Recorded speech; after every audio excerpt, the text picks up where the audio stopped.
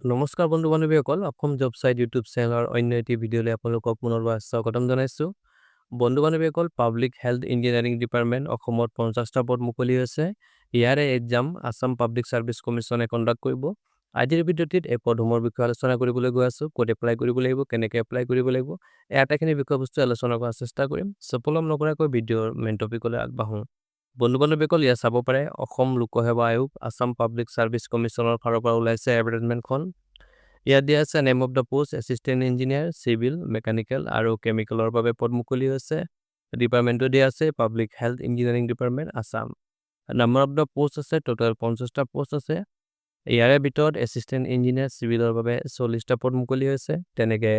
assistant engineer মেকানিকেলৰ বাবে 5টা আৰু কেমিকেলৰ বাবে 5টা পদ টোটেল 50টা পদ মুকলি হৈছে কেটেগৰী ৱাইজত ইয়াত পদসমূহ ভাগ কৰি দিয়া হৈছে যেনেকৈ এছিষ্টেণ্ট ইঞ্জিনিয়াৰ চিভিলৰ বাবে আনৰিজাৰ্ভ কেটেগৰীৰ বাবে আছে 21টা পোষ্ট তেনেকৈ OBC MOBCৰ বাবে আছে 12টা SCৰ বাবে এটা STPৰ বাবে 5টা STHৰ বাবে এটা পোষ্ট আছে তাৰপিছত মহিলাসকলৰ বাবে অৰ্থাৎ RFWৰ বাবে 2টা পদ আছে তেনেকৈ এক্স সাৰ্ভিসমেনৰ বাবে 2টা পদ টোটেল মিলাই 40টা পদ আছে তেনেকৈ এছিষ্টেণ্ট ইঞ্জিনিয়াৰ মেকানিকেলৰ বাবে আনৰিজাৰ্ভ কেটেগৰীৰ বাবে আছে 3টা পোষ্ট তেনেকৈ OBC MOBCৰ বাবে আছে এটা তাৰপিছত STPৰ বাবে এটা আৰু RFWৰ বাবে এটা আৰু এক্স সাৰ্ভিসমেনৰ বাবে এটা পদ আছে টোটেল 5টা পদ মুকলি হৈছে তেনেকৈ এছিষ্টেণ্ট ইঞ্জিনিয়াৰ কেমিকেলৰ বাবে ওপেন কেটেগৰীৰ বাবে আছে 2টা পোষ্ট তেনেকৈ OBC MOBCৰ বাবে আছে এটা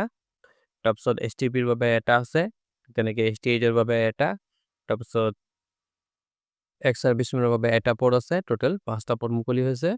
তাৰপিছত পে স্কেল দিয়া আছে এই পদসমূহৰ বাবে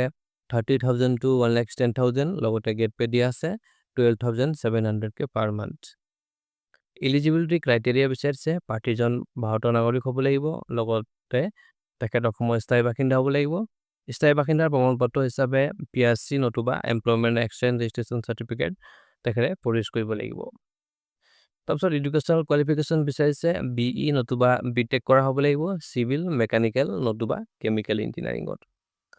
তাৰপিছত এজ লিমিট দিছে 1 জানুৱাৰী 2025 চনৰ ভিতৰত মিনিমাম 21 বছৰ হ'ব লাগিব তেনেকৈ মেক্সিমাম 38 ইয়েৰ্ছৰ ভিতৰত হ'ব লাগিব অৱশ্যে SC STৰ বাবে 5 বছৰলৈকে বয়সৰ ক্ষেত্ৰত ৰেহাই দিছে তেনেকৈ OBC MOBCৰ বাবে 3 বছৰ এক্স সাৰ্ভিসমেনৰ বাবে 50 ইয়েৰ্ছলৈকে তাৰপিছত PWBDৰ বাবে 10 বছৰলৈকে বয়সৰ ক্ষেত্ৰত ৰেহাই দিছে তাৰপিছত দিয়া আছে হাউ টু এপ্লাই কেনেকৈ এপ্লাই কৰিবলৈ হ'লে আপোনালোকে APSCৰ অফিচিয়েল ৱেবছাইটত গৈ এপ্লাই কৰিব লাগিব APSC Recruitment.in এইটো অফিচিয়েল ৱেবছাইট হয় APSCৰ তাত গৈ আপোনালোকে এপ্লাই কৰিব পাৰিব যিসকলে প্ৰথমবাৰ বাবে এপ্লাই কৰিছে তেখেতসকলে OTR অৰ্থাৎ ওৱান টাইম ৰেজিষ্ট্ৰেশ্যন কৰিব লাগিব যিসকলে অলৰেডি OTR কৰি থৈছে তেখেতসকলে ডাইৰেক্ট লগইন কৰি এপ্লাই কৰিব পাৰিব এপ্লাই কৰোঁতে আপোনালোকে কিছুমান ডকুমেণ্টছবোৰ PDF ফৰ্মেটত আপলোড দিব লাগিব যেনে date of birth proof certificate তেনেকৈ এডুকেশ্যনেল কোৱালিফিকেশ্যন চাৰ্টিফিকেট কাষ্ট নতুবা কেটেগৰী চাৰ্টিফিকেট ইয়াত কিনে আপোনালোকে PDF ফৰ্মেটত আপলোড কৰিব লাগিব আৰু PDF ফৰ্মেটৰ সাইজ মেক্সিমাম 4 MBতকৈ বেছি হ'ব নোৱাৰিব তেনেকৈ আপোনালোকে recent passport size photograph upload কৰিব লাগিব ইয়াৰ বাবে সাইজ দিয়া আছে 50 KB to 200 KB ভিতৰত হ'ব লাগিব তেনেকৈ আপোনালোকে সিগনেচাৰো আপলোড কৰিব লাগিব 50 to 200 KB ভিতৰত হ'ব লাগিব সিগনেচাৰৰ সাইজ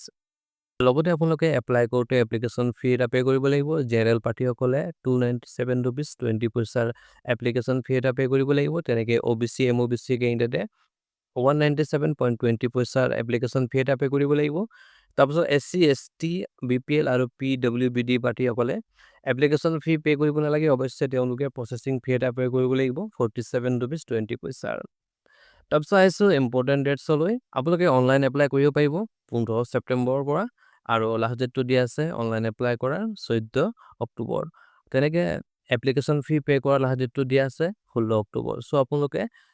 14 অক্টোবৰ আগে এপ্লাই কৰি ল'ব এইখিনিতে বন্ধু বান্ধৱীসকল যদি আপোনালোকে চাকৰি আপডেটবোৰ এনেকৈ ৰেগুলাৰলি পাই থাকিব বিচাৰে তেন্তে আমাৰ চেনেলক ছাবস্ক্ৰাইব কৰি থ'ব পাৰে কিয়নো আমি ৰেগুলাৰলি এনেকৈ চাকৰি নতুন আপডেটবোৰ দি থাকোঁ সো বন্ধু বান্ধৱীসকল আজিলৈ আহিছোঁ কাইলৈ লগ পাম নতুন এটা চাকৰি খবৰৰ সৈতে বাই বাই